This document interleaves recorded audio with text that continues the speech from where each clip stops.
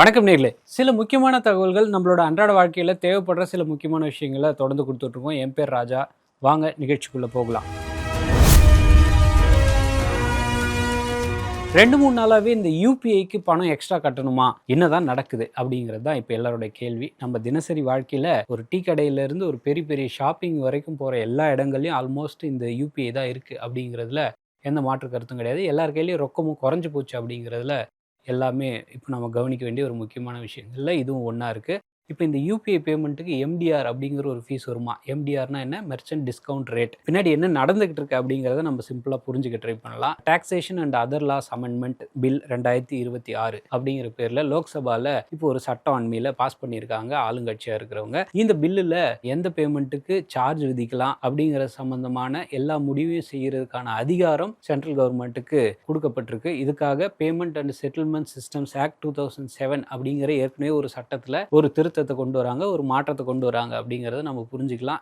RBI governor Sanjay Malhotra என்ன சொல்றாருன்னா, யூபிஐக்கு MTR எப்படி விதிக்கலாம் அப்படிங்கிற சம்பந்தமா இப்போதைக்கு விவாதிக்கிறதே ரொம்ப ப்ரீமெச்சூரான ஒரு விஷயம் அப்படின்னு சொல்றாரு. இந்த எம்டிஆர்னா என்ன, அது எப்படி செயல்படுதுன்னு பார்க்கலாம் வாங்க. ஒரு மெர்ச்சன்ட் டிஜிட்டல் பேமெண்ட்டை அக்செப்ட் பண்றாரு அப்படின்னா, இப்போ நான் இருக்கேன் அப்படின்னா எதிரில் இருக்கிற ஒரு கடைக்காரர்கிட்ட நான் பணத்தை டிஜிட்டலாக கொடுக்குறேன் அப்படின்னா அதுக்கு கொடுக்கப்படுறது தான் இந்த மெர்ச்சன்ட் டிஸ்கவுண்ட் ரேட். இப்போ இந்த எம்டிஆர் வந்து யூபிஐக்கும் கொண்டு வந்துட்டாங்க அப்படின்னாக்கா கஸ்டமர் காசு எக்ஸ்ட்ரா கொடுக்கணுமா அப்படின்னு கேட்டால் இல்லை அப்படின்னு தான் இப்போ வரைக்கும் கவர்மெண்ட் சொல்லியிருக்கிற ஒரு விஷயம். முன்னாடிலாம் நம்ம ரொக்கத்தை யூஸ் பண்ணிக்கிட்டு இருந்தோம், அதுலேருந்து நம்ம வந்து டிஜிட்டல் கார்டு யூஸ் பண்ண ஆரம்பித்தோம். ஏடிஎம் கார்டுன்னு சொல்லுவோம் இல்லையா, அந்த டெபிட் கார்டை யூஸ் பண்ண ஆரம்பித்தோம். இப்போ நீங்கள் ஏடிஎம் கார்டில் நீங்கள் ஏதோ ஒரு பொருளை வாங்குறீங்க அப்படின்னா அதை வந்து அவங்க ஒரு பேங்க் மிஷின் வச்சுருப்பாங்க, அந்த பேங்க்கு இன்னொரு பேங்க்குக்கு காசு கட்டணும். இதெல்லாம் ப்ராசஸிங் பண்ணுறதுக்கு 100 ரூபா கட்டுறீங்க அப்படின்னா 0.4லேருந்து 0.9% வரைக்கும் அதுக்கு வந்து அவங்க சார்ஜ் எடுத்துக்கிறாங்க அப்படிங்கிறது தான் இப்போ இருக்கிற நடைமுறையாக இருக்குது. இதை நீங்கள் கிரெடிட் கார்டில் வாங்குறீங்க, கடனாக கொடுத்து கடன் அட்டைன்னு சொல்றாங்க, இந்த கிரெடிட் கார்டை கொடுத்து வாங்குனீங்க அப்படின்னா 1.5%லேருந்து 2% வரைக்கும் எம்டிஆர் இருக்கு அப்படிங்கிறத புரிஞ்சுக்கலாம். ஆனா 2020 இருந்து, அதாவது இந்த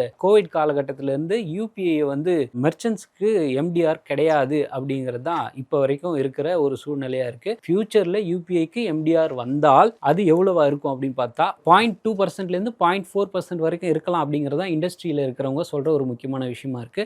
இந்த ஃபீ ஒரே இடத்துக்கு போகுமா அப்படின்னு கேட்டால் கிடையாது. யூபிஐயோட பிளாட்ஃபார்மை மெயின்டைன் பண்ணுறாங்க இல்லையா, அந்த யூபிஐ நிறுவனத்துக்கும் போகும். அதே போல் கோயரிங் பேங்க்னு சொல்லுவாங்க, எந்த பேங்க்லேருந்து பணம் போகுது அந்த பேயர் பேங்க், பேமெண்ட் அக்ரிகேட்டர் இவங்க, ப்ளஸ் இதுக்கு எல்லாமே சேர்ந்து ஒரு நெட்வொர்க் இருக்குது, இவங்க எல்லாமே காசு எடுத்து பகிர்ந்துப்பாங்க அப்படிங்கிறது தான் இதனுடைய பின்னாடி நடக்கிற ஒரு விஷயமா இருக்குது. எல்லா யூபிஐ பேமெண்ட்ஸுக்கும் எம்டிஆர் வராது அப்படின்னு எதிர்பார்க்கப்படுது. இப்போதைக்கு எஸ்டிமேட்ஸ் படி 2000 ரூபா அதுக்கு மேலே இருக்கிற லார்ஜ் மர்ச்சன்ட்ஸ், அதாவது பெரிய வணிகர்கள் மட்டும்தான் வந்து இந்த யூபிஐ பேமெண்ட்ஸுக்கு மட்டும் எம்டிஆர் வர்றதுக்கு வாய்ப்பு இருக்குது அப்படின்னு சொல்கிறாங்க. அதே போல் எக்ஸாக்ட் எம்டிஆர் ரேட் என்ன, யாருக்கு எக்ஸம்ஷன் கிடைக்கும் அப்படிங்கிறதெல்லாம் கவர்மெண்ட் ரூல்ஸ் வந்த பிறகு தான் இதை பற்றின ஒரு டீட்டெயில்டான ரிப்போர்ட்ஸ் தெரியும் அப்படின்னு சொல்ல வராங்க.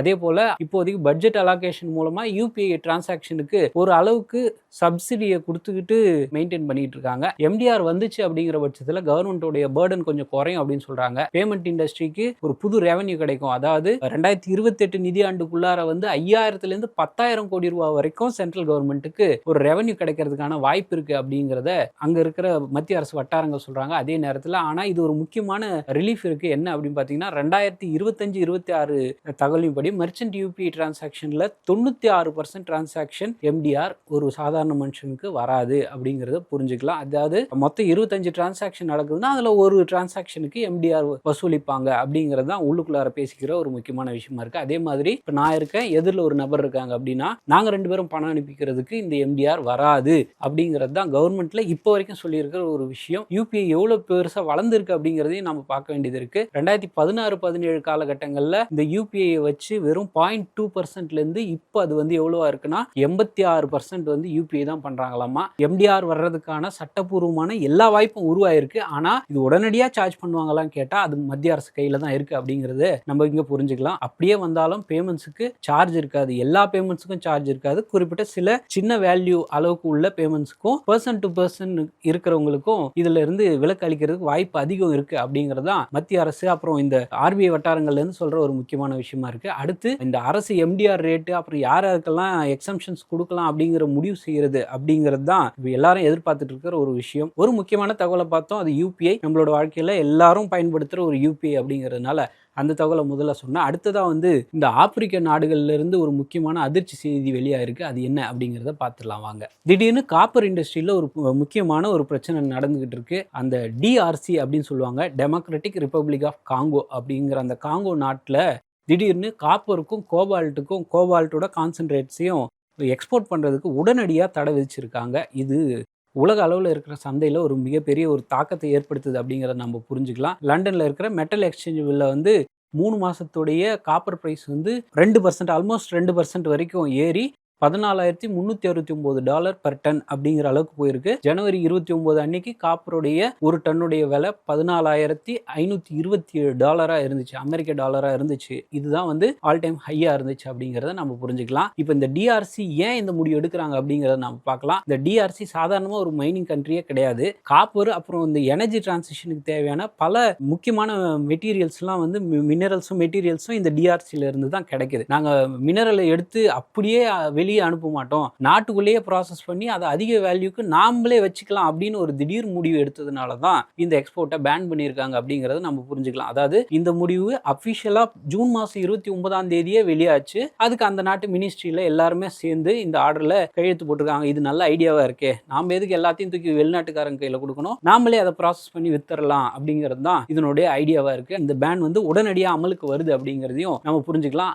ஆனால் ஒரு எக்ஸப்ஷன் இருக்குது. ஸ்ட்ராட்டஜிக்காக சர்க்கம்ஸ்டன்சஸ் இருந்தால் சில கண்ட்ரிஸுக்கும் சில கம்பெனிஸுக்கும் மட்டும் 1 வருஷம் வரைக்கும் எக்ஸ்போர்ட் வெய்வர் வேணால் நம்ம கொடுத்துக்கலாம். திடீர்னு சொன்னோம்னா ஏற்கனவே கையெழுத்து போட்டவங்களுக்கு ஏதாவது பாதிப்பு வரும் அப்படிங்கிறதுனால இப்படி ஒரு முடிவு எடுத்திருக்காங்க. அதுக்கான எக்ஸாக்ட் கண்டிஷன் என்ன அப்படிங்கிறது ஆர்டரில் இன்னும் முழுமையாக தெளிவாக சொல்லலை. அதே நேரத்தில் இன்னொரு மாற்றமும் நடந்திருக்கு. எக்கனாமிக்கலாக இம்பார்ட்டண்ட்டான மைனிங் பை ப்ராடக்ட்ஸ் மேலே ஒரு புதுசாக ஒரு டாக்ஸ் ரெஜிம் கொண்டு வரலாம் அப்படிங்கிற ஐடியாவையும் அவங்க ஊரில் முடிவு செஞ்சுருக்காங்க. இந்த கம்பெனிஸ் அட்ஜஸ்ட் பண்ணிக்கிறதுக்கு 3 மாதம் வரைக்கும் டிரான்சிஷன் பீரியடையும் கொடுத்துருக்காங்க. அதே நேரத்தில் இந்த டிஆர்சி இந்த மாதிரியான முடிவு எடுக்கிறது இன்னைக்கு நேற்று கிடையாது. வரலாற்றில் இதுக்கு முன்னாடி அவங்க இதே மாதிரியான வேலைகளை பண்ணியிருக்காங்க. கடந்த 2013, 19, 2023 இந்த 3 வருஷங்கள்லையும் இதே மாதிரி காப்பர் அண்ட் கோபால்ட்டோட கான்சன்ட்ரேட் எக்ஸ்போர்ட்ஸை பேன் பண்ணியிருக்காங்க அப்படிங்கிறத நம்ம புரிஞ்சுக்கலாம். ஆனால் அந்த நேரங்களில் டொமஸ்டிக் ஸ்மெல்டிங் கெப்பாசிட்டி அப்படிங்கிறது போதாத அளவுக்கு இருந்தது. சில கம்பெனிஸ்க்கு வெய்வரும் கொடுக்கப்பட்டுச்சு. இப்போ வந்திருக்கிற புது ஆர்டர் 2023 அப்புறம் அதுக்கு பின்னாடி இருக்கிற எக்ஸம்ஷன்ஸையும் ரிப்பீல் பண்ணும் அப்படின்னு சொல்றாங்க.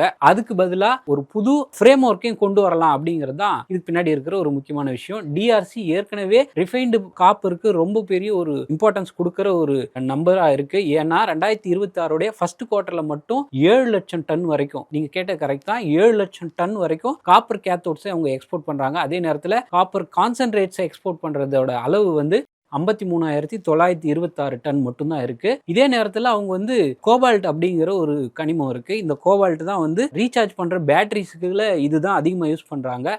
இது மட்டும் இல்லாம இந்த காப்பரை அதிகமாக உற்பத்தி பண்ணி இந்தியா, சைனா இந்த மாதிரியான நாடுகளுக்கு இவங்க விநியோகம் பண்றது தான் இந்த காங்கோவுடைய ஒரு முக்கியமான வேலையா இருக்கு. திடீர்னு இவங்க வெளிநாட்டுக்கு ஏற்றுமதி பண்ண மாட்டோம் அப்படின்னு சொல்லிட்டாங்க. அப்படிங்கிற பட்சத்தில் ஃபியூச்சரில் இந்த ஆட்டோமொபைல் கம்பெனிஸோட விலைகள்லாம் கண்ணாபின்னு ஏறதுக்கு வாய்ப்பு இருக்குது அப்படிங்கிற ஒரு அச்சமும் இருக்குது அப்படிங்கிறத நம்ம புரிஞ்சுக்கலாம். எங்ககிட்ட மினரல்ஸ் இருக்குது, அதை வந்து ரா மெட்டீரியலாக எக்ஸ்போர்ட் பண்ணாமல் நாட்டுக்குள்ளேயே ப்ராசஸ் பண்ணி அதிக வேல்யூக்கு கொடுக்கலாம் அப்படிங்கிற இந்த ஸ்ட்ராட்டஜி ரொம்ப பெரிய ஒரு ஷாக்கை ஏற்படுத்தியிருக்கு உலகம் ஃபுல்லாக. இதனால தான் இந்த காப்பர் சப்ளையில் ஒரு பெரிய அதிர்ச்சி ஏற்பட்டிருக்கு அப்படிங்கிறத நம்ம பார்க்கலாம். ஸோ காங்கோ எடுத்திருக்கிற இந்த முடிவால் ஃபியூச்சரில் எலக்ட்ரிக் வெஹிக்கிளோட விலை ஏறப்போகுதா, இல்லை மோட்டார்ஸ், அப்புறம் இந்த வெஹிக்கிள்ஸ் இந்த மாதிரியான விஷயங்கள் எல்லாத்துக்குமே விலை ஏறப்போகுதா அப்படிங்கிற ஒரு அதிர்ச்சி இருக்குது. யூபிஐயில் என்ன நடந்துகிட்டு இருக்கு, அதே நேரத்தில் இந்த காப்பர் சந்தையில் உலக அளவில் என்ன நடந்துகிட்டு இருக்கு அப்படிங்கிறத 2 முக்கியமான தகவல்கள் பார்த்தோம். இந்த மாதிரி வழக்கத்துக்கு மாறான சில முக்கியமான தகவல்களை உங்ககிட்ட ஷேர் பண்ணிட்டு இருக்கேன். என் பேர் ராஜா. நன்றி, வணக்கம்.